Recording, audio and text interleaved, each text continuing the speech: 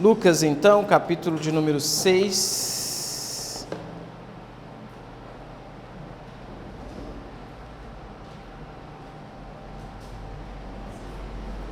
O versículo a partir do 12. Nós vamos ler do 12 até o 19. E aí, como sempre, como é de costume, vou pedir a você que mantenha sua Bíblia aberta para a gente acompanhar o texto aí e outros que se fizerem necessários. Repetindo, Lucas capítulo 6, versículo 12.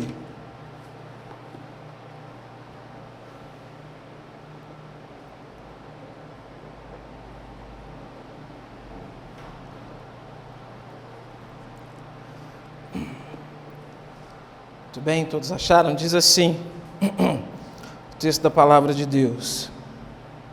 Naqueles dias, Jesus se retirou para o monte a fim de orar, e passou a noite orando a Deus. E quando amanheceu, chamou a si os seus discípulos e escolheu 12 dentre eles, aos quais Deus deu também o nome de apóstolos. Simão, a quem acrescentou o nome de Pedro, e André, seu irmão, Tiago e João, Filipe e Bartolomeu, Mateus e Tomé, Tiago, filho de Alfeu, e Simão, chamado Zelote, Judas, filho de Tiago, e Judas Iscariotes, que se tornou traidor.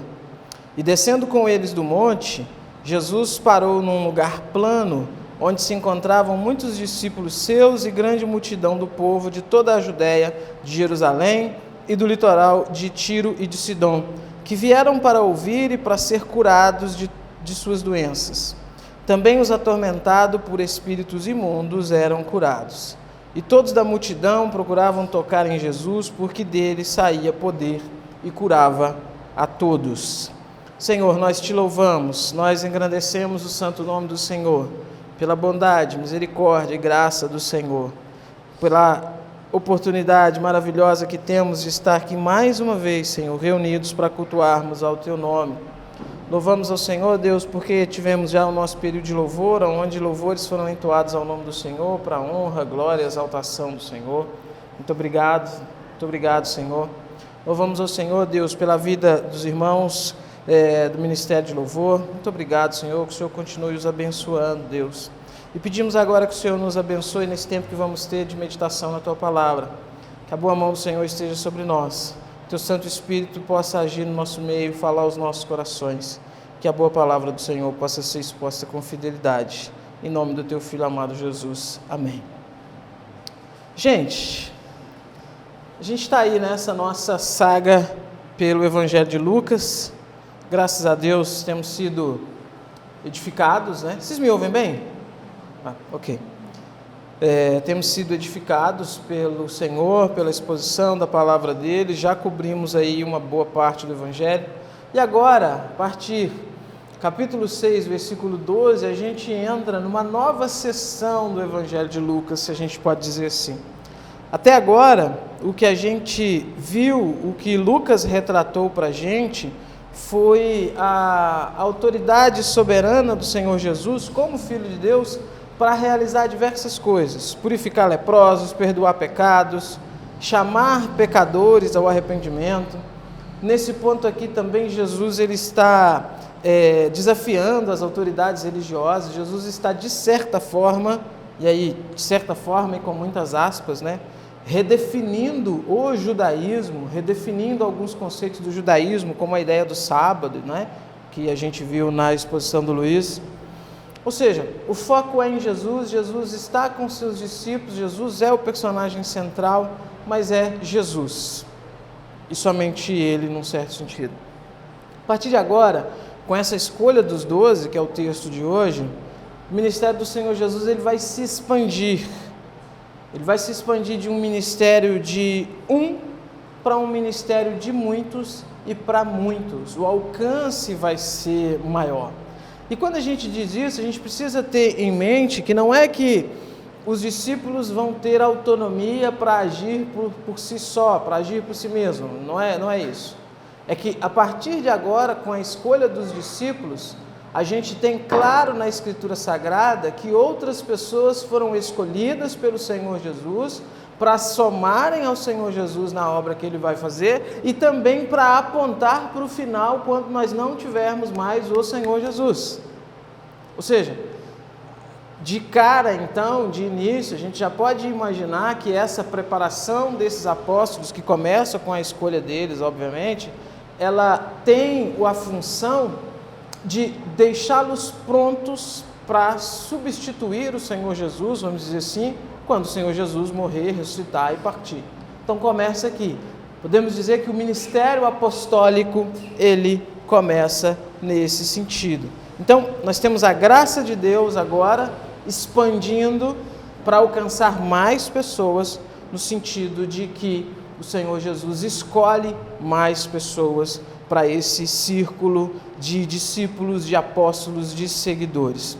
É interessante perceber, e a gente vai ver isso até lá no versículo 49, por exemplo, que é o foco de Lucas nisso, ele começa com Jesus numa oração solitária durante toda a noite, e ele vai estendendo seus relatos, mostrando então uma atividade dos discípulos, deixando muito claro para a gente então que a intenção dele como autor, a intenção dele como aquele que escreve o Evangelho é exatamente mostrar essa expansão, esse acréscimo. É isso que a gente vai ver hoje. Volta comigo então, versículo 12.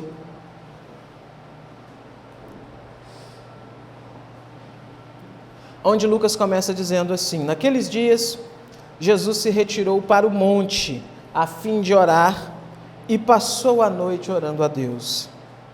Irmãos, eu já falei isso daqui, mas eu preciso repetir. Uma das características do Evangelho de Lucas é mostrar o Senhor Jesus orando. É mostrar o quanto que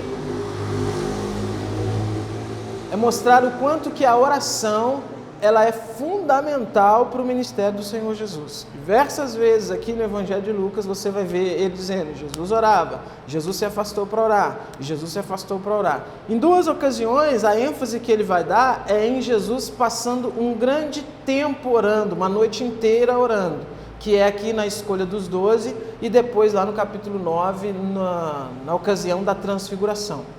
Mas ainda que as outras não sejam então essas orações extensas, uma noite inteira, diversas vezes Lucas mostra o Senhor Jesus orando. E vamos lá, Jesus é Deus, né?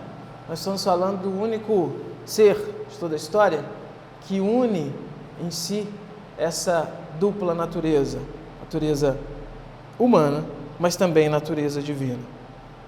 Mesmo sendo Deus, mesmo tendo então essa característica que nenhum outro na história tem, de ser Deus, nós vemos Jesus constantemente orando, Jesus se retirando para orar, Jesus se dirigindo a Deus em oração. E aqui nós estamos pensando no ministério terreno, naquele seu processo de humilhação e tudo mais, mas mesmo assim, ele está se separando para ter momentos de oração. Nós vamos ter aqui, então, como eu já falei na introdução, um grande momento, ou melhor dizendo, uma grande transição do modus operandi do ministério do Senhor Jesus. Aquele círculo de seguidores, então, que a gente tem, ele vai se estreitar, né? Porque são centenas de discípulos, centenas de discípulos. Dessa centena de discípulos, ele vai fazer um corte para separar apenas 12. Ou seja, é algo muito importante para o ministério do Senhor Jesus. E como eu já falei, são 12 pessoas que ele está escolhendo para darem sequência a essa obra grandiosa após a partida dele. Ou seja, é uma grande decisão que Jesus vai tomar. Uma grande decisão. Dessas centenas, desses milhares, você pode ter certeza que não era só aqueles 12 que eram qualificados, se a gente puder utilizar esse termo qualificados. Mas Jesus precisa escolher, né? E toda escolha, você sabe bem disso, porque você com certeza em algum momento da sua vida já teve que escolher alguma coisa, toda escolha envolve deixar outra coisa de lado, né? Qual que é o problema, a grande questão do indeciso e do inseguro? É que o indivíduo que é indeciso, que é inseguro, ele demora a tomar decisões porque ele entende que tomar uma decisão, que fazer uma escolha envolve deixar outras coisas para trás. Ele não quer fazer isso. E com certeza já aconteceu com você, de você, em algum momento, de estar diante, então, de ter que tomar uma decisão e fazer uma escolha, você ter feito uma escolha, ter tomado uma decisão, mas depois, por dias, a fios, semanas, você ficou assim, mas e se eu tivesse escolhido a outra coisa? Se eu tivesse feito da outra forma? Isso é natural, isso é natural. E não se engane, Jesus passa por isso. Porque, de novo, vamos pensar, nós estamos diante de um Jesus que tem em si natureza divina e natureza humana. E no processo de humilhação, ou seja, no seu ministério terreno, Jesus não tem uma chavezinha onde ele encosta num cantinho, né? E tira a roupa normal e aparece então a capa, o S no peito, e ele sai com os seus poderes para fazer as coisas baseado na sua natureza divina. De maneira nenhuma. A gente já viu aqui, já tivemos a oportunidade de explicar isso daqui, que no ministério terreno do Senhor Jesus, ele abre mão de agir com as suas prerrogativas divinas para agir movido pelo Espírito Santo. É o Espírito Santo que o está conduzindo, é o Espírito Santo que o está guiando. Então, o processo de humilhação dele envolve não simplesmente agir e dizer, eu sou Deus e eu escolho, eu decido, mas se submeter naquele momento à vontade do Espírito. E para fazer isso, então, para se submeter à vontade do Espírito, ele precisa orar. Ele precisa buscar a vontade de Deus. Ele precisa ser iluminado pelo Espírito Santo para agir de acordo com a vontade de Deus. E para que isso aconteça, então, ele vai orar. É uma grande decisão, é uma grande virada no seu ministério. A ocasião exige, então, uma grande preparação. E que grande preparação é essa? Oração. E aqui a gente já começa, então, a aprender com ele. Pensa comigo. Qual é a sua postura quando você está prestes a tomar uma grande decisão na sua vida? Será que, a exemplo do Senhor Jesus, então, a gente, antes de decidir, antes de resolver, antes de tomar qualquer atitude, será que a gente tem tirado tempos para orar? Para sermos, então, através da oração, conduzidos pelo Espírito do Senhor, conduzidos pela mão de Deus? Ou será que a gente tem se deixado levar pela pressão da ocasião e do momento? Como é que você age? Como é que você toma as suas decisões? Porque, sabe, irmãos, a vida, ela é feita de tomar decisões. A vida é feita de fazer escolhas. Diariamente, constantemente, nós estamos diante de escolhas, de decisões que precisamos tomar. Algumas mais importantes do que outras. Algumas vão impactar a nossa vida mais do que outras. Algumas, voltando naquele exemplo que eu citei do indeciso, do inseguro, algumas decisões que a gente vai tomar, você pode ter certeza que vai passar anos, que você vai às vezes parar e pensar lá atrás e pensar, poxa, se eu tivesse tomado um outro rumo. E se decisões são algo constante na nossa vida, é algo importante, é algo que vai ter um reflexo aí para a nossa vida inteira, a gente precisa levar isso a sério. A gente não pode ser leviano nessas coisas. E como que se leva a sério? É demorando para resolver, demorando para decidir? Não, é orando. É entregando, então, toda a situação nas mãos daquele que tem poder para nos conduzir, nas mãos daquele que conhece todas as coisas, diferente de nós. Percebe como que Jesus está fazendo isso? Eu quero repetir, Jesus está fazendo isso, irmãos. Ele passa a noite inteira orando. E não é simplesmente para fazer teatro. E não é simplesmente para ser aquela questão assim, olha, eu preciso fazer isso daqui porque eu preciso deixar um exemplo aqui para os meus discípulos. Não, é porque aquilo é verdade. É uma decisão que ele vai tomar. São escolhas que ele vai fazer. E ele precisa ser guiado pelo Espírito de Deus e ele então vai orar. Quer ver um exemplo de algumas coisas que a gente tem dificuldade? Porque a gente está inserido num certo tipo de cultura evangélica e cristã,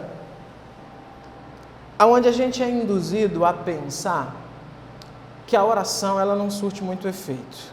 A gente é induzido a pensar isso. Por quê? Porque a gente não sente, a gente não vê, ou você é induzido por um cristianismo que te leva para um certo misticismo, que te mostra então e te conduz de uma forma errada, que você, para tomar uma grande decisão, você precisa orar, mas você precisa ver Deus agindo então. Então eles te ensinam que de alguma forma você vai sentir algo, um arrepio na espinha, vai soprar um vento ali onde você está, de alguma forma você vai ouvir uma voz, ou alguém vai chegar e vai falar alguma coisa sobrenatural vai acontecer. Existe esse extremo. Existe um outro extremo, dentro da visão e da vertente reformada, então, da teologia, que já prega uma coisa totalmente diferente, que é totalmente algo frio, algo desconectado, e que você precisa orar sim, mas a oração é quase que só bater um cartão. Só bater um cartão ali para registrar alguma coisa. E aí, como que a gente fica no meio disso? A gente não ora. A gente não ora. Ou a gente tende a levar a coisa para o racional demais e não orar, ou a gente cai nesse espiritualismo místico aí e fica esperando coisas que nunca vão acontecer. Algumas coisas a gente consegue ver um resultado claro, então. O estudo, por exemplo. Você precisa aprender alguma coisa. O que você vai fazer? Você vai estudar. E aí você vai ver o resultado. Porque você vai conseguir perceber que, poxa, sobre esse assunto aqui, ontem, semana passada, mês passado, eu não entendia tanto, agora eu estou entendendo. Ou seja, eu estou vendo a coisa fluir, estou experimentando os resultados daquilo ali. A oração não é diferente? Porque, irmãos, vamos ser sinceros, não parece que não acontece nada? Às vezes não parece isso? Eu oro, não acontece nada. Não sinto nada, não vejo nada. Eu leio a Bíblia e vejo lá na Bíblia os apóstolos, os profetas, né? Eu vejo Paulo, por exemplo, angustiado ali, preocupado lá em Corinto, e aí a gente vê o Senhor Jesus aparecendo para ele, dizendo, tem de bom ânimo, continua a pregar, porque eu tenho muita gente nessa cidade. Eu vejo os profetas e eu vejo Deus aparecendo para Elias, por exemplo, e falando com Elias, o anjo levando carne para Elias, né? O anjo aparecendo, eu vejo Davi, eu vejo Jacó, o Senhor aparecendo para ele, e na minha vida eu oro, e nada acontece. Não sinto nada, não vejo nada. Cada vez mais esse pensamento errado, então, vai levando a gente a fazer o quê? A não orar. Ou então, até aquelas orações meio que automáticas. Você vai orar na hora de comer? Senhor, obrigado por esse alimento, amém. Orar na hora de acordar? Senhor, obrigado por essa noite, abençoa o meu dia. E amém que eu estou com pressa, tem muita coisa para fazer, porque geralmente a gente está atrasado. Aí você vai dormir, Senhor, obrigado por esse dia, abençoa a meia-noite e já está roncando, porque a gente está cansado. Sabe, entra num automático, não é um relacionamento com Deus. Por quê? Porque a gente, por uma leitura às vezes equivocada da Escritura, ou por um aprendizado, um ensinamento equivocado, a gente experimenta, a experiência que a gente tem é que parece que aquilo não está surtindo resultado. Mas eu vou te contar uma coisa que eu sei que você sabe, mas a minha obrigação é te lembrar isso. A Bíblia nos ordena orar. Ponto. A Bíblia, o Senhor Jesus disse que a gente precisa orar. E sabe o que mais? A Bíblia só não nos ordena a orar, ela não só nos ordena a orar, melhor dizendo, como também ela garante que a nossa oração tem efeito. A oração de um justo pode muito em seus efeitos. Vocês, quando forem orar, entram no seu quarto, fecha a porta e falem em secreto com seu Pai que está nos céus, que te ouve. E aí, pegando por esse lado tradicional, então, reformado, vamos dizer assim, Você não precisa esperar um arrepio na espinha, esperar uma impressão, esperar descer um anjo Gabriel ali, esperar aparecer uma mão na parede, esperar aparecer uma chama diante de você, escutar uma voz, para você ter certeza de que a sua oração está sendo ouvida e de que está valendo a pena orar. Por quê? Nós somos movidos pela fé, fé na palavra de Deus, e a palavra de Deus diz para a gente que a nossa oração tem efeito.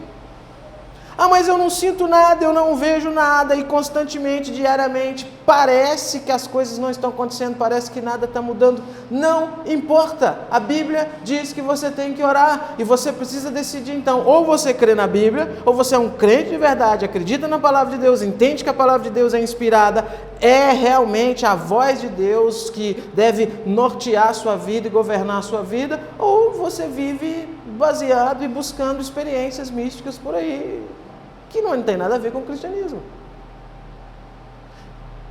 E por mais incrível que pareça, irmãos, a gente às vezes esquece da definição de fé, porque fé é isso: firme fundamento das coisas que se esperam, prova das coisas que não se veem. Que certeza eu tenho que a minha oração está tendo efeito? Que certeza eu tenho que está valendo a pena orar? Que certeza eu tenho que vale a pena então tirar 2 horas, 1 hora, meia hora, enfim, tirar o tempo que for para eu orar? A certeza que a Bíblia está dizendo que vale a pena. E isso precisa ser suficiente para a gente, porque se isso não for suficiente para a gente, irmãos, a gente é tudo menos um cristão protestante. A gente pode até ser um cristão talvez de uma outra tradição, que entende que alguma coisa além da palavra de Deus tem que vir aí para a gente entender que as coisas estão valendo a pena e estão surtindo efeito. Ah, mas qual que é o ponto então que eu vou entender na minha vida que Deus ouviu minha oração, atendeu minha oração, nesse exemplo de tomar decisões, por exemplo, e está me guiando para que eu tome a decisão correta? Qual que é o ponto? Qual que é o momento? Qual que é a ocasião que então que, de acordo com essa ideia de que eu devo acreditar, de que eu devo orar, porque a Bíblia manda orar, que eu tenho a certeza que Deus está me direcionando para A e não para B? É aí que entra a questão, irmãos. Eu falei de manhã, né? Não é mágica, né? Deus não é um mago, né? Não é um Gandalf que aparece na hora da batalha ali com o seu cajado no cavalo branco e resolve o problema. Nós temos na Escritura Sagrada princípios pré-determinados para tudo. Para tudo. E a gente precisa amadurecer o nosso cristianismo. Em algum ponto da nossa vida, em algum momento da nossa vida, nós somos sim como bebês que precisam ser embalados, guiados pela mão, e como o apóstolo Paulo e o apóstolo Pedro vão dizer, ser alimentados com leite. Mas existe um momento da nossa caminhada que a gente precisa evoluir, progredir, para ser alimentado com um alimento sólido. Não chama atenção Paulo escrevendo aos Gálatas? Olha, muito me espanta que vocês ainda estão acreditando nisso, que vocês se deixaram levar tão rapidamente do Evangelho para essa outra mensagem que não é o Evangelho. Ou seja, o que Paulo está cobrando daqueles irmãos? Amadurecimento. E como que vem o nosso amadurecimento? É por eu ter, então, sei lá, eu converti há pouco tempo, então eu vou ser um crente maduro quando eu tiver 2, 3 anos, 5 anos, 10 anos? Não. Contato com a palavra de Deus. Uma vida de chão de igreja. Né? Ou seja, essa vida de participar das coisas da igreja, isso vai trazendo sabedoria para a gente, vai trazendo essa maturidade para a gente, e de acordo então com o convívio com os irmãos, com a vida em comunhão, com os direcionamentos da palavra de Deus, as coisas vão clareando diante da nossa mente, a gente vai conseguindo tomar decisões de acordo com a vontade de Deus. Sei lá, um exemplo,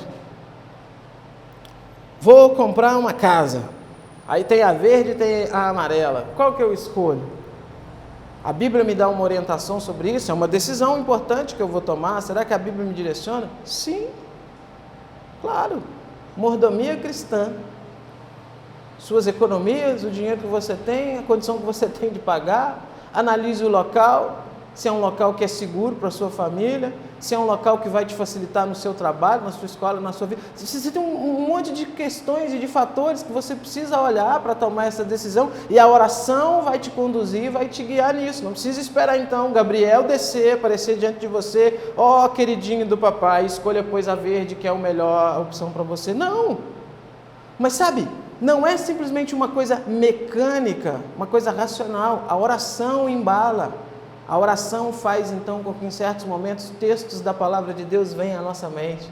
A oração faz então com que o Espírito Santo ele vá nos conduzindo e de alguma forma que eu não sei te explicar, porque é espiritual, ele vai te guiar, porque é isso que a Bíblia diz.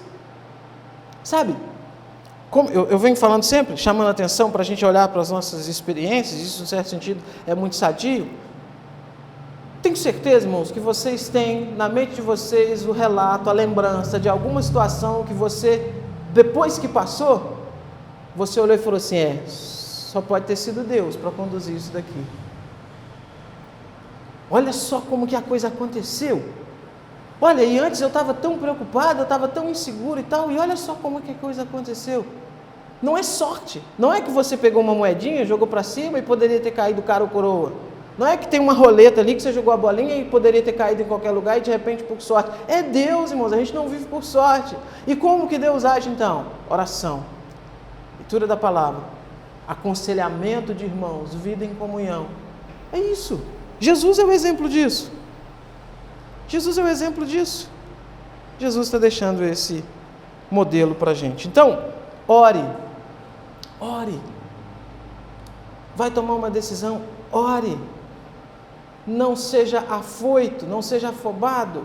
Espere um dia, 2 dias. Não espere demais também, porque como diz o ditado, né, o cavalo não passa arriado 2 vezes, né? Então, né? Mas ore. Converse com o Senhor, peça o direcionamento do Senhor e acredite que o Senhor vai te direcionar. Acredite que Deus vai te guiar e vai te conduzir. Ah, pastor, orei. Tomei uma decisão e tomei um prejuízo violento. A coisa deu errado. O que eu faço? Louve o nome do Senhor, que sabe de todas as coisas e conduz todas as coisas e que enxerga além daquilo que você tem capacidade de enxergar. Orar para tomar decisões, agir de acordo com os direcionamentos da palavra de Deus, não é uma garantia de que as coisas vão acontecer do jeito que você quer, do jeito que você espera, mas é uma garantia de que Deus vai conduzir as coisas para elas acontecerem do jeito que tem que acontecer.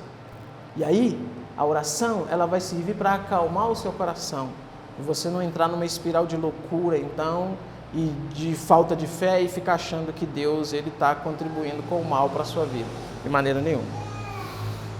Versículo 13, vamos lá.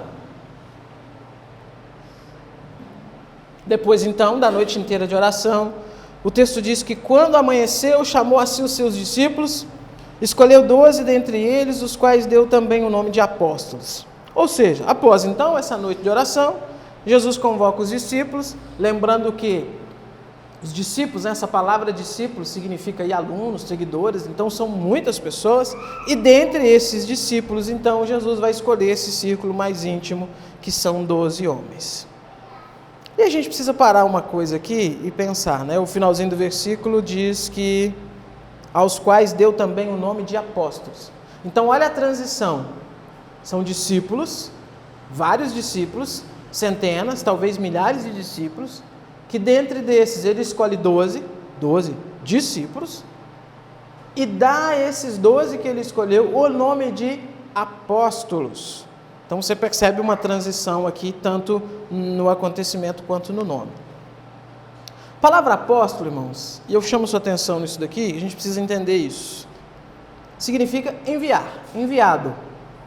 É alguém, então, que é convocado para uma missão. Era esse o uso que a palavra tinha no mundo grego antigo, principalmente quando se referia a questões marítimas e militares, né? Quando algumas pessoas eram enviadas para cumprir alguma missão. É isso que significa.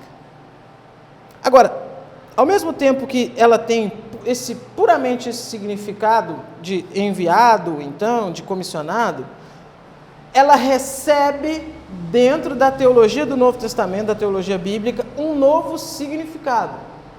E ela ganha, então, uma nova função, que é não apenas significar alguém enviado, comissionado, mas é representar um cargo específico que o Senhor Jesus instituiu para a sua igreja. Então, vamos lá. O uso frio da palavra, o uso comum da palavra, tem o significado de ser enviado. Ponto. O Novo Testamento, a partir do Senhor Jesus, ressignifica isso e transforma isso então num cargo, transforma isso numa função, igual você tem pastor, igual tinha profetas e tudo mais, isso agora, sacerdote, isso agora ganha esse aspecto de um ofício. Ofício é a palavra melhor. Esses 12, então, que recebem esse ofício, que não são agora, então, a partir do momento que o Senhor Jesus os escolhe, simplesmente discípulos, alunos, eles recebem a incumbência do Senhor Jesus, e dentro desse ofício, então, de apóstolo, está a obrigação, a ordenança de serem, então, os transmissores da mensagem que Jesus pregou e ensinou. E aí a gente vai chegando nisso, né, de acordo com o que a gente for fazendo aqui a exposição do texto, mas tem muita coisa que as pessoas estão tentando aplicar nas suas vidas de acordo com o que está no Evangelho e que foi algo de um trato específico do Senhor Jesus com os apóstolos, porque os apóstolos recebem um comissionamento especial do Senhor. Quer um exemplo disso? Jesus chama os apóstolos e dá a eles poder para curar os enfermos, expulsar os demônios. E aí quando você chega no livro de Atos, capítulo 3 de Atos, o texto diz que à tarde Pedro e João estavam indo para o templo, e aí tinha lá o paralítico que estava pedindo esmolas, né? E aí lembra daquele texto bem comum, né? Não tenho ouro e nem prata, mas o que eu tenho te dou. Levanta e anda em nome do Senhor.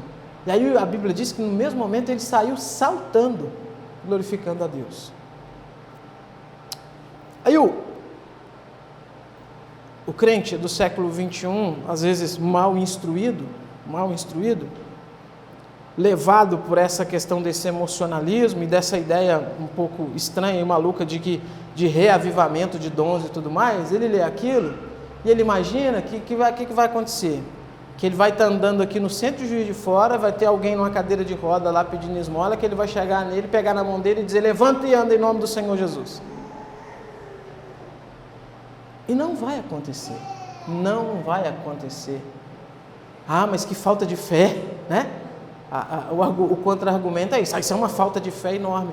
Não, irmãos, porque esse comissionamento foi dado aos apóstolos. Percebeu que Pedro e João não oraram? Volta lá no texto de Atos, percebe? Eles não oram. Eles não dizem assim: olha, a gente vai aqui fazer uma oração para a gente ver qual é a vontade de Deus, se Ele quer que você ande ou não. Por quê? Porque eles recebem, por serem apóstolos, um comissionamento especial do Senhor, recebem um poder especial do Senhor, para que, com esse dom que eles têm, eles possam então realizar a cura na vida daquele homem. O texto diz para a gente, de Atos também, que as pessoas colocavam os seus doentes à beira do caminho para que quando Pedro passasse, a sombra dele curasse. O texto diz para a gente que as pessoas levavam lenços dos doentes até Paulo, para que Paulo orasse e aquelas pessoas eram curadas. Isso se tornou uma tradição em algumas igrejas. Tem igrejas que as pessoas levam a foto para o pastor orar. Ora nessa foto aqui.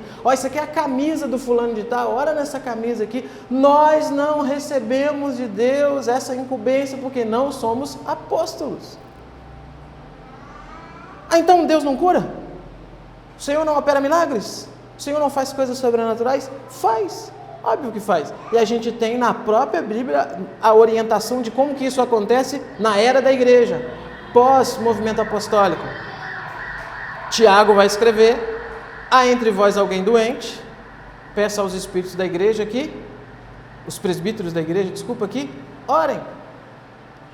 E a oração da fé salvará o doente. É uma receita automática? Vai orar e vai ser curado? Não, é por isso que ora, porque a oração, ela vai fazer com que a vontade de Deus se cumpra.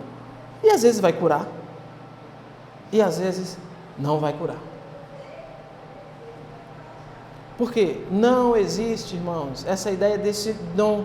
Isso foi dado aos apóstolos. Os apóstolos faziam isso. Paulo está pregando, o rapaz Eutiques, né? Está na janela, aí ele cochila, cai e morre. Paulo se deita sobre ele e o menino levanta. ressuscita. Faz isso hoje. Se a gente está pregando, alguém cai e tem um problema de saúde, a gente chama os bombeiros, a gente chama o SAMU. É óbvio que a gente ora também, mas eu estou dizendo que a gente age com o que a gente tem na nossa época e aquilo que nos foi dado como igreja. Não somos apóstolos. E isso precisa ficar muito claro na nossa mente. Eu quero que você vá comigo em um texto, só para a gente entender algumas coisas aqui dessa ideia de ministério apostólico. Porque veja, Jesus chama os apóstolos. Jesus institui o movimento apostólico e Jesus chama os apóstolos. Atos capítulo 1. Só que eles recebem então do Senhor Jesus essa incumbência, essa obrigação de serem aqueles que vão levar adiante o ministério de Jesus, que vão levar adiante o trabalho do Senhor Jesus, recebem poder e autoridade do Senhor Jesus. E após a ressurreição e a ascensão do Senhor Jesus e a morte de Judas Iscariotes, né, que fique bem claro, que era um dos 12, né, vocês sabem bem da história, a igreja de Jerusalém, ela entende o seguinte: olha, o colégio apostólico original contava com 12 nomes. Como Judas se perdeu, a gente precisa escolher outra pessoa, outro apóstolo. Então veja bem, são os apóstolos que recebem de Deus esse comissionamento para serem apóstolos, que estão entendendo que naquele momento é necessário escolher um outro apóstolo. Agora olha lá, Atos 1, versículo 21. Como é que eles escolheram? Será que tiraram no palitinho, né? Como que foi? Existem critérios. Versículo 21 de Atos 1 diz assim, olha: portanto é necessário que dos homens que nos acompanharam todo o tempo em que o Senhor Jesus andou entre nós, começando no batismo de João, até o dia em que foi tirado do nosso meio e levado das alturas, um desses se torne testemunho conosco da ressurreição. Veja bem, quais são os critérios? Podia ser qualquer um? Não. Tem que ser alguém que andou com eles desde o tempo do Senhor Jesus, desde o batismo de João.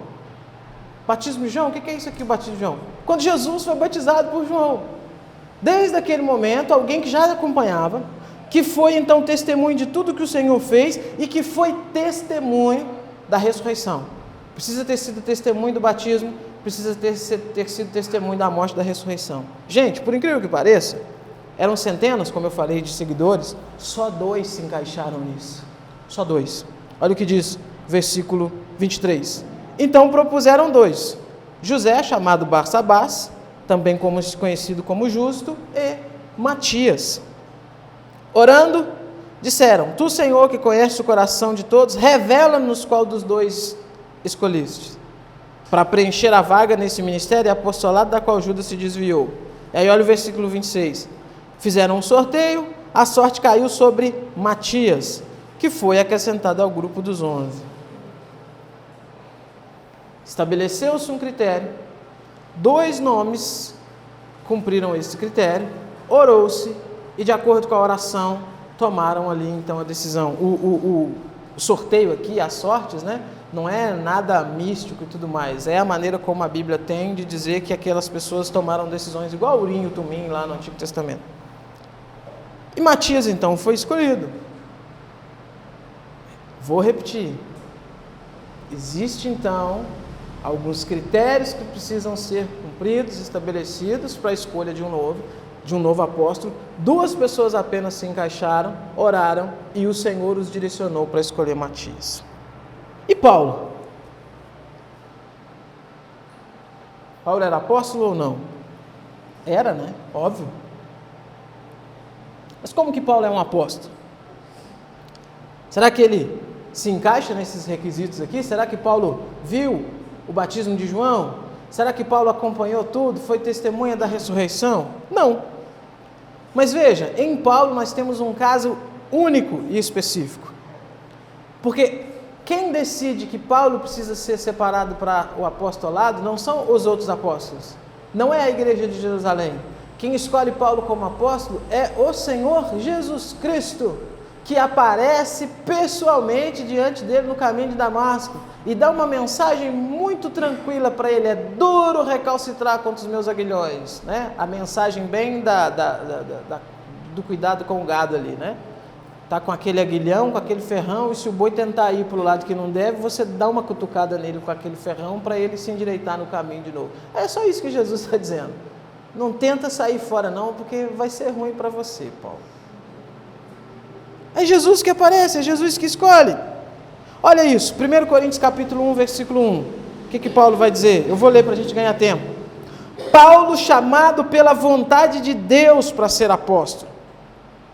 Vontade de quem? De Deus. Gálatas capítulo 1, versículo 1, ele começa dizendo: Paulo, apóstolo, não da parte de pessoas, nem por meio de homem algum, mas por meio de Jesus Cristo e por Deus Pai, que o ressuscitou dos mortos. Ele deixa muito claro, então, que o seu apostolado é algo que veio do Senhor, que Deus o escolheu. Sendo assim, irmãos, não havia, então, necessariamente, sendo redundante, a necessidade, então, dele se encaixar nas especificações estabelecidas lá em Atos. Mas ainda assim, talvez para não restar nenhuma dúvida, quando ele vai defender o seu apostolado, vai dizer que recebeu o chamado do próprio Cristo, ele afirma que recebeu visões do próprio Cristo e aprendeu sobre o Evangelho com o próprio Cristo. Veja isso daqui, irmãos. Os apóstolos aprendem sobre o Evangelho com o Senhor Jesus, caminhando diariamente com o Senhor Jesus, vendo o Senhor Jesus fazer as coisas. Como que Paulo aprende o Evangelho? Também com o Senhor Jesus. Pensa isso, meu irmão. Quem pregou para o homem foi Jesus. E depois quem discipulou ele foi Jesus. O concílio dele foi ele e Jesus. Hein? Imagina. E passou, né? Passou, né? Foi aprovado, né? Olha só, Gálatas 1:11. Aí nesse texto eu quero que você vá comigo. Gálatas 1:11. Porque ele fala isso daqui. Começa se apresentando, então, falando que não foi chamado por homem algum, nem por vontade de homem algum. Aí ele segue dizendo assim, olha, Gálatas 1:11. Mas informo a vocês, irmãos, que o evangelho por mim anunciado não é mensagem humana, porque eu não o recebi de ser humano algum, nem me foi ensinado, mas eu o recebi mediante revelação de Jesus Cristo. Porque vocês ouviram qual foi no passado o meu modo de agir no judaísmo, como de forma violenta eu perseguia a igreja de Deus e procurava destruí-la. E na minha nação, quanto ao judaísmo, levava vantagem sobre muitos da minha idade, sendo extremamente zeloso das tradições dos meus pais. Mas quando Deus, que me separou antes de eu nascer e me chamou pela sua graça, achou por bem revelar o seu Filho em mim, para que eu o pregasse entre os gentios, não fui consultar pessoas, nem fui a Jerusalém para me encontrar com os que já eram apóstolos antes de mim, mas fui para as regiões da Arábia e voltei outra vez para Damasco. Passados 3 anos, fui a Jerusalém para me encontrar com Cefas e fiquei 15 dias com eles. Cefas aqui é Pedro, né? Então não vi outro dos apóstolos a não ser Tiago, irmão do Senhor. Ora, a respeito do que estou escrevendo a vocês, afirmo diante de Deus que não estou mentindo. Depois fui para as regiões da Síria e da Cilícia, e eu não era conhecido pessoalmente pelas igrejas da Judéia que estão em Cristo. Ouviram somente dizer, aquele que antes nos perseguia, agora prega a fé que no passado procurava destruir, e glorificavam a Deus a meu respeito. Não aprendeu com homens, não foi atrás dos apóstolos para aprender com os apóstolos, mas recebeu o Evangelho por revelações do Senhor Jesus. Capítulo 2, ele segue. 14 anos depois. Olha o marco temporal. 14 anos depois. Foi a Jerusalém outra vez com Barnabé, levando também Tito. Fui em obediência a uma revelação e lhes apresentei o Evangelho que prego entre os gentios. Mas fiz isso em particular aos que pareciam de maior influência e não para correr ou ter corrido em vão. Ou seja, depois de 14 anos, ele vai se reunir com o colégio apostólico para dizer, olha só, o evangelho que eu prego é esse aqui. As coisas que eu ensino são essas aqui. E ele é atrevido, né? Porque ele diz assim, olha, mas eu fiz isso em particular, somente entre aqueles que tinham influência. Ou seja, eu falei com quem tinha que falar. Não fiquei preocupado em convencer todos, não. Falei com quem realmente era para ouvir. E aí ele vai seguir depois, lá no capítulo 2, versículo 7 até o 10, dizendo que foi confiado a ele o evangelho da incircuncisão.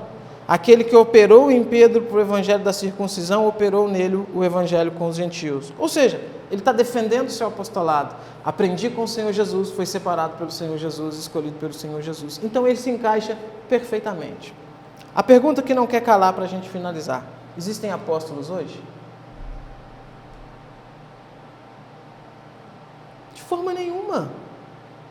De acordo com os requisitos bíblicos, não. A resposta direta e lógica disso aqui é não. Por quê? Vamos repetir, vamos voltar. Em primeiro lugar, é um ministério específico, cujos indivíduos foram cuidadosamente escolhidos pelo Senhor Jesus. Nós não temos as mínimas condições de reproduzir isso hoje. Não tem como. As especificações, então, que a gente tem do ministério apostólico, elas se dão pela missão que o Senhor Jesus dá aos apóstolos. Como eu falei, curar enfermos, expulsar demônios, doutrinar a igreja. Se aparecesse um apóstolo aqui hoje, e ele ensinasse e pregasse algo, aquilo deveria ser ouvido e recebido como palavra inspirada por Deus, porque eles receberam esse comissionamento. Tem isso hoje? Não. Outro ponto. Não existem apóstolos hoje. Por quê? Porque ninguém se encaixa nos pré-requisitos que Pedro coloca lá em Atos. Tem alguém hoje que foi testemunha do ministério do Senhor Jesus desde o batismo de João, foi testemunha da ressurreição do Senhor Jesus? Tem alguém hoje que se encaixa nisso? Não tem. Não tem. Então, não se encaixa nos requisitos que os apóstolos colocaram. Mas alguém pode chegar e dizer assim: o meu apostolado é igual o de Paulo. Fui escolhido pelo Senhor Jesus. O próprio Senhor Jesus me escolheu. Aí a gente precisa dizer: olha, ou você é um baita de um mentiroso, ou você é doido. Ou você tem algum problema de cabeça. Precisa de tratamento médico. Porque isso não existe, irmãos. Não existe. O cânon está fechado. A revelação que era necessária para a igreja do Senhor, que os apóstolos vieram trazer, já foi dada. A igreja, ela existe, ela é fundamentada na mensagem dos profetas e dos apóstolos. Isso já acabou, isso já fechou. Não tem, então, apóstolos hoje. Ah, mas e essas pessoas por aí que se apresentam como apóstolos? Valdemiro Santiago se apresenta como apóstolo, e vários outros aí. Genoduque, né? Então, são mentirosos. Ponto. Se aparecer alguém diante de você dizendo: eu sou um apóstolo, ele é um mentiroso. Ou intencionalmente, né? Realmente com essa intenção, com essa vontade de enganar e tudo mais, ou é alguém que ele não conhece o mínimo, o que então descaracteriza ele para estar na liderança de uma igreja, de um ministério. Não existe. Geralmente o que impulsiona esse movimento, que surge na década de 90, né? Final da década de 80, década de 90, e esse ressurgimento do movimento apostólico, ele surge num contexto onde está havendo uma disputa muito grande de ministérios. É um ministério querendo ser mais influente que o outro, é um teleevangelista querendo ser mais influente que o outro, e chega um ponto que pastor só não basta mais. Aí bispo também não basta mais. A gente precisa achar então um cargo acima para a gente dizer: olha, não, a gente manda, a gente tem poder. E aí começaram a trazer novamente o cargo de apóstolo, né? Ou seja, é uma tentativa de autopromoção, de se autopromover, de se mostrar mais importante, mais influente do que os outros, de dizer assim: você é só um pastor, eu sou apóstolo. Isso é uma grande bobagem, irmãos. Isso é uma grande besteira. A gente precisa ter isso claro na mente. Não existem apóstolos. Valdemiro Santiago não é um apóstolo. A Genoduque não é um apóstolo. E os outros que aparecerem aí dizendo que são apóstolos, não são apóstolos. Esse ministério cessou, acabou. Ah, mas e o texto lá de Efésios, que diz que o Senhor Jesus, o próprio Senhor, deu para a sua igreja uns para apóstolos, uns para profetas, pastores e líderes e tal. Isso não seria uma validação para o ministério apostólico hoje? Não. O texto está dizendo que Deus deu para a sua igreja uns para serem apóstolos. Quais? Os que Jesus escolheu e Paulo depois. É isso que o texto está dizendo. Profetas, diversos, desde Abraão lá no Antigo Testamento, desde Noé, profetas. O texto diz que o Senhor deu, ele está falando de algo que o Senhor fez para conduzir o seu povo. Se você entende pela Bíblia, como o Novo Testamento está dizendo que a igreja é fundamentada no ministério dos profetas e dos apóstolos, esse texto então fechou.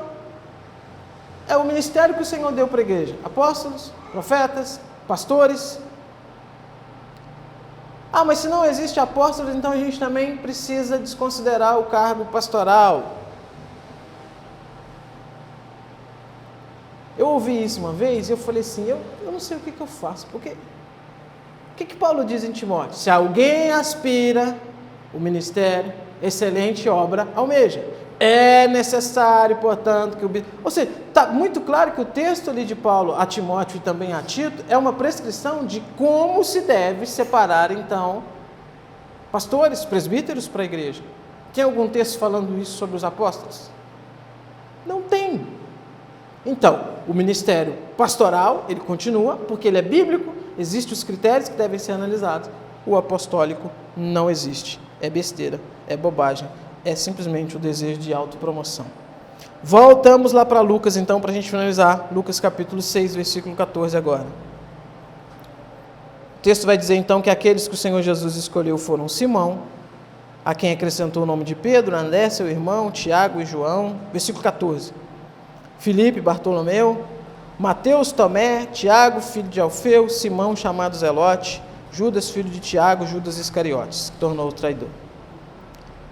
Irmãos, é fascinante perceber o quanto que esse grupo é diverso, diversificado, as personalidades, as funções. Nós temos aqui pescadores, nós temos aqui cobradores de impostos, nós temos aqui um ultranacionalista, guerrilheiro, revolucionário, que é o Simão, o Zelote. Os zelotes eram um grupo revolucionário que pegava em armas para expulsar os romanos. Eles faziam tocaias, sabe? Para poder assassinar soldados e pessoas do alto escalão romano. Era um grupo que realmente perigoso. E um dos discípulos de Jesus era desse grupo. É óbvio que depois que começa a acompanhar Jesus, ele não faz mais isso, né? Mas quando Jesus o chama, ele é desse grupo, tanto que o nome que vem com ele é o nome que identifica ele com esse povo. As personalidades: Pedro, impulsivo, bem no toma lá da cá. Tiago e João, muito tempestuosos, né? Lembra de quando Jesus passa em Samaria, né? Jesus é rejeitado em Samaria e eles falam: Senhor, será que a gente pode orar para cair fogo do céu, para consumir esse povo todo, igual Elias fez, né? E Jesus: não pode. A gente tem João, por exemplo, o evangelista, que tem uma personalidade mais soturna, mais quieto, o que não significa apatia nem covardia de forma nenhuma, mas é a personalidade dele. Mateus, cobrador de impostos, considerado pelos judeus como traidor, né, porque trabalhava para os romanos, cobrando impostos dos judeus. Judas, mentiroso, ladrão desde o começo, nunca se firmou na verdade. O que isso ensina para a gente, irmãos? E aqui, se isso aqui é o começo do ministério apostólico, e esses homens vão dar origem à igreja do Senhor, né?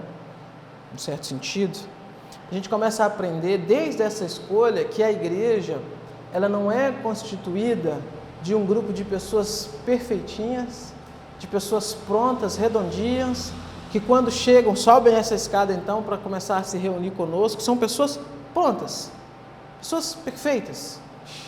De maneira nenhuma, irmãos. Cada um de nós tem a nossa personalidade, cada um de nós tem os nossos problemas, cada um de nós tem as nossas lutas diárias e cada um de nós tem a plena capacidade de decepcionar os outros de uma forma inigualável. Você acha que quando os discípulos estão animados por serem escolhidos como 12 ali, Judas está no meio deles, você acha que eles imaginavam que Judas ia ser quem era e ia fazer o que fez? De maneira nenhuma. O choque que foi, né, então, depois que Judas fez. Mas também o choque que foi depois que Pedro, olhando para Jesus, diz: não conheço. Por 3 vezes ainda, né? Tomé, Jesus ressuscitou, apareceu aqui. Não acredito. Vocês estão tudo doidos. Eu só acredito se eu puder olhar e tocar. E aí Jesus aparece, né? E ele está quietinho e Jesus fala, vem cá, vem cá. Parece que ele não teve a audácia, né? Parece, né?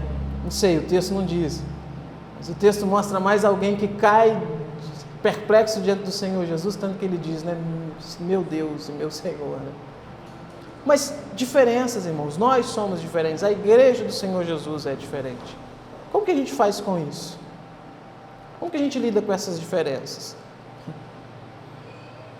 Exortando uns aos outros, suportando uns aos outros, amando uns aos outros e entendendo que, assim como às vezes a gente se incomoda com algo que o outro faz, com o jeito que o outro é, a gente também incomoda o outro com aquilo que a gente faz e com o nosso jeito. E isso é ser igreja. Isso é ser povo de Deus. Você não tem um grupo de 12 discípulos que a todo momento a Bíblia mostra a gente, eles, ó, perfeitinho, nunca erra. Pelo contrário, os discípulos, os apóstolos colocam Jesus em cada enrascada, tem hora que eles fazem cada pergunta que a gente imagina Jesus, sabe, fazendo assim, meu Deus, né? Parece que o texto, né, dá essa ideia pra gente. Por quê? Porque é isso, irmãos, é isso. Quando que isso vai acabar? Só na glória. Então o que a gente faz? A gente ama, né? A gente ama. A gente ora. A gente entende que essa é a vontade de Deus, que a gente seja assim mesmo. A gente trabalha para contribuir com o crescimento do outro, então, com o desenvolvimento do outro. A gente confia na igreja, né? A gente precisa confiar na igreja, a gente precisa confiar nas coisas que a igreja faz. A gente, sabe, se abraça e a gente caminha. Se um cai, a gente faz o quê? Ora por ele, busca levantá-lo. Eu vi uma vez uma ilustração que é muito interessante, eu gosto de usar. Imagina um exército, você já deve ter visto o filme de um exército, que tem exército. Geralmente você tem uma tropa do lado de cá, outra do lado de lá, trocando tiros. E aí um tá aqui e cai. A bala que pegou naquele poderia ter pegado em qualquer outro. E eu vejo que a nossa vida cristã é assim. É esse exército, é essa igreja que está caminhando, e o diabo está aí, o mundo está aí, está lançando aí as suas flechas, as suas setas, né? E quando alguém cai, poderia ter sido eu. Não é o que a Bíblia diz? Aquele que está de pé, cuide para que não caia. Então, nossa missão como igreja, irmãos, é caminharmos juntos. É, na medida do possível, levarmos aqueles que têm dificuldade, levantarmos aqueles que estão caídos, suportar aqueles que precisam ser suportados. Nunca esperar a perfeição de ninguém. Entender que ser corpo de Cristo é ser isso mesmo. Difícil, é difícil. Progredir, crescer, mas entender que o grupo original que Jesus escolheu era assim, imagina o nosso, né? Imagina o nosso. Que Deus nos ajude, que Deus nos abençoe.